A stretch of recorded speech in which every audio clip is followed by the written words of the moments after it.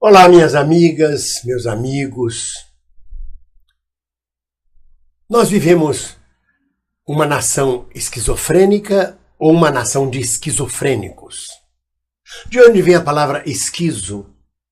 Pelo que eu pude apurar, esquizo vem do grego, que significa partido, dividido, apartado.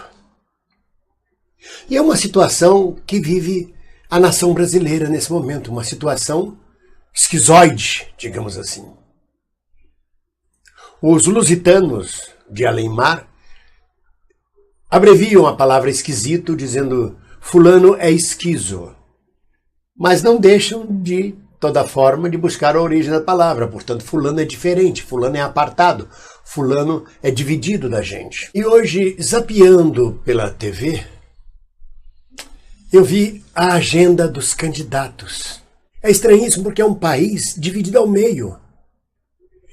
É um país onde metade do eleitorado tem um líder que está na cadeia e não pode fazer campanha, mas é o preferido da maioria do eleitorado votante, que quer ele para presidente. Então, enquanto ele segue preso numa cela da Polícia Federal, ou numa sala, como quiserem, no sul do país, diversos candidatos legítimos, autorizados pelo Tribunal Eleitoral, estão em campanha por um outro Brasil, através de um outro país, falando uma linguagem como se estivéssemos todos dentro da normalidade. A sensação de um país dividido de duas nações, uma nação de coxinhas e uma nação de mortadelas, é uma sensação terrível. É uma sensação de alienação da realidade. Uma parte do Brasil está em desobediência civil, apoiando um candidato a quem é negada a existência sequer e que está na cadeia.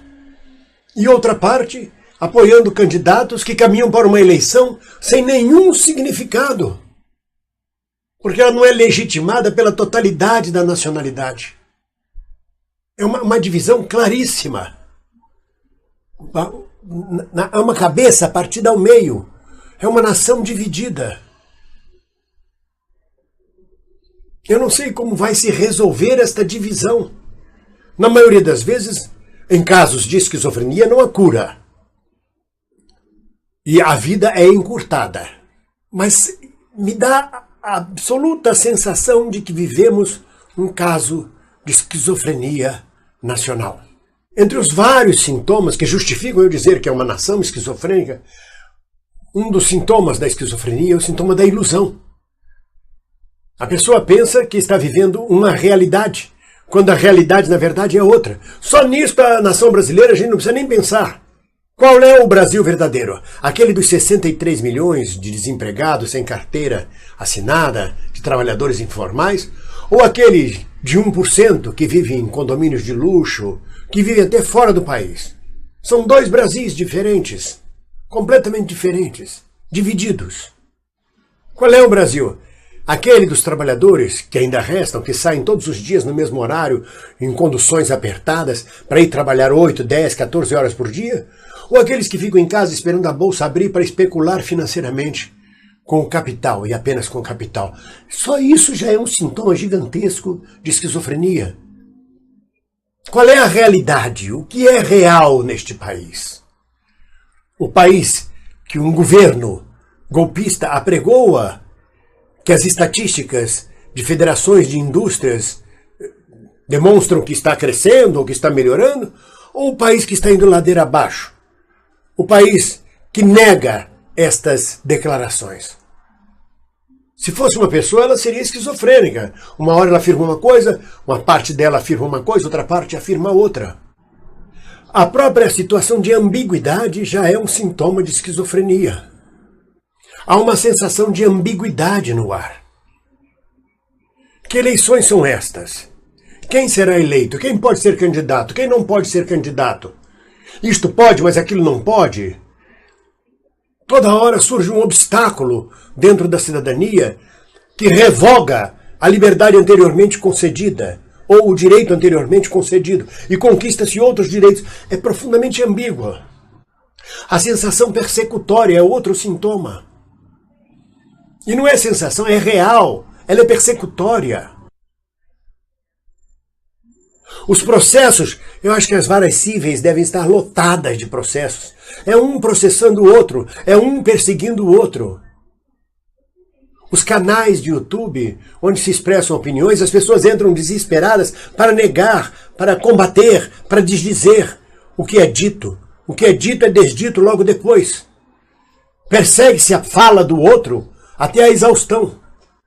Neste processo eleitoral, em que esta nação esquizofrênica mergulha,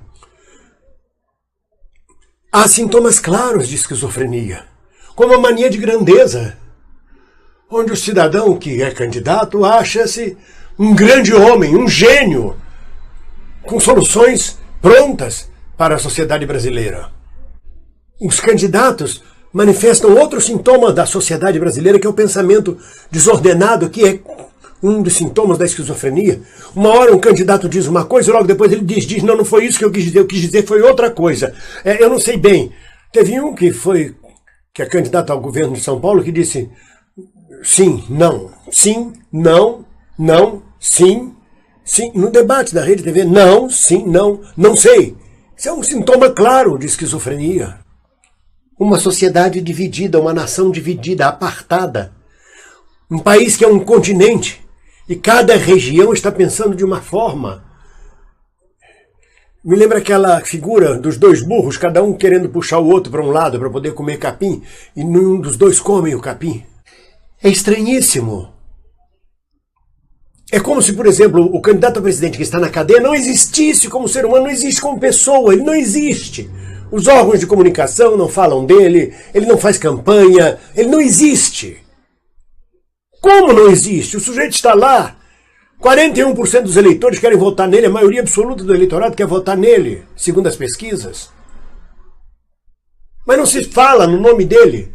É como se fosse o grande segredo de família. Sabe, aquele louco da família, ou aquela piranha da família, ou aquela pessoa, a ovelha negra da família, que a família faz de conta que nunca existiu e mantém trancada num quarto para que a sociedade, a rua, as pessoas não vejam. Mas essa figura existe. Está presente, não só no imaginário popular, na realidade, ou é no imaginário popular. Ou estamos loucos achando que um caminho é aquele, quando a realidade é outra. A mídia nos apresenta uma realidade completamente diferente, o que não inclui o monstro que está preso em Curitiba, trancado no quarto, o monstro familiar. É terrível o momento de alienação que o país está vivendo. É um puro momento de alienação da realidade. Quem está empregado segue como ovelha para o matadouro diariamente, fazendo a sua parte, lutando para não perder o emprego, aliando-se da realidade, não participando de nada, vivendo num universo que se resume a trabalhar, comer, dormir, ver alguma rede social, um audiovisual, trabalhar, dormir, comer, ver alguma coisa audiovisual. É um outro país. Os ricos vivem outra realidade. Basta ver os segundos cadernos dos jornais, os canais de moda. São coisas caríssimas. São produtos inacessíveis para a maioria da população.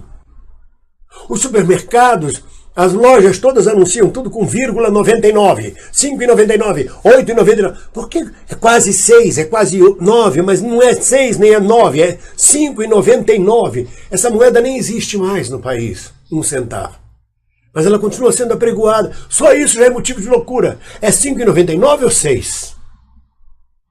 É enlouquecedor.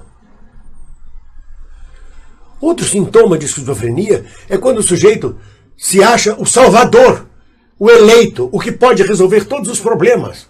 Mesmo que ele não saiba nada sobre economia, sobre sociedade, sobre sociologia, sobre história, sobre perspectivas econômicas, sobre perspectivas sociais, nada. Mas ele acha que basta ele fazer assim, como aquela frase, é só tirar a Dilma que no dia seguinte tudo melhora. Isso já é um sintoma de esquizofrenia. Um outro sintoma de esquizofrenia é de pessoas que acham que falam com Deus, que Deus fala com elas. Que ela vê Jesus, ela é íntima de Jesus. E em nome do Jesus, ela quer governar o país, a nação. Mas tem gente no país que não acredita em Jesus, que vive num outro país, um país onde Jesus só entra nas suas orações, onde Jesus não entra na política. É um outro país. Então é uma nação dividida. É uma nação esquizo. No mínimo, como dizem os lusitanos, esquisita. Esquizo de esquisita. Esquizo também de esquizoide, ou seja, caminhando para a esquizofrenia. Ou verdadeiramente uma nação esquizofrênica, partida, dividida. Como vai terminar isso? Como todos os esquizofrênicos, de forma trágica. Com vida curta. A menos que eu esteja enganado e eu seja eu o esquizofrênico, esteja eu fora da realidade. Um abraço.